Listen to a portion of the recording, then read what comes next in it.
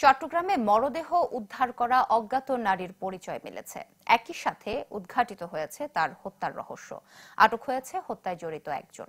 নিহত নারীর নাম জ্যোৎস্না বেগম। তিনি বন্দরটিলা এলাকায় একটি গার্মেন্টস কারখানার কর্মী।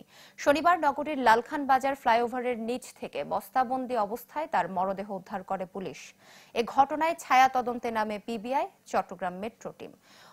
অনুসন্ধানের পর রোববার নগরীর মোহরা এলাকা থেকে সন্দেহবশত আটক করা হয় জ্যোৎস্নার সহকর্মী নয়ন বড়ুয়াকে। আটকের পর জিজ্ঞাসাবাদে বেরিয়ে আসে হত্যার রহস্য। নয়ন পিবিআইয়ের কাছে স্বীকার করে জ্যোৎস্নার সাথে তার প্রেমের সম্পর্ক ছিল। ইপিজেড এলাকায় একটি বাসায় তারা একসাথে থাকতেন।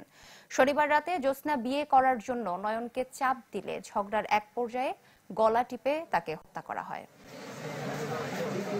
জ্যোৎস্না বেগম নয়ন বড়ুয়াকে চাপ দিচ্ছিল তাকে বিয়ে করার জন্য, কিন্তু নয়ন বড়ুয়া বিয়ে করতে অস্বীকার করে, কেননা তার স্ত্রী আছে, বাচ্চা আছে। তো এটা নিয়ে, এই বিষয় নিয়ে তাদের মধ্যে সম্পর্কের অবনতি ঘটে এবং ঝগড়াঝাটি সৃষ্টি হয়।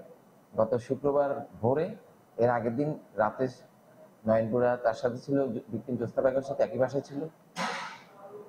সকালবেলা তাদের মধ্যে পুনরায় এই যে বিয়ে করা সংক্রান্ত বিষয় নিয়ে ঝগড়াঝাটি হয় এবং উত্তেজনার এক পর্যায়ে নয়ন বড়ুয়া ভিকটিমকে গলা টিপে হত্যা করে। উৎসবের খুশি হবে নগদে বেশি, কারণ ঘন্টায় ঘন্টায় আছে গিফট জেতার সুযোগ।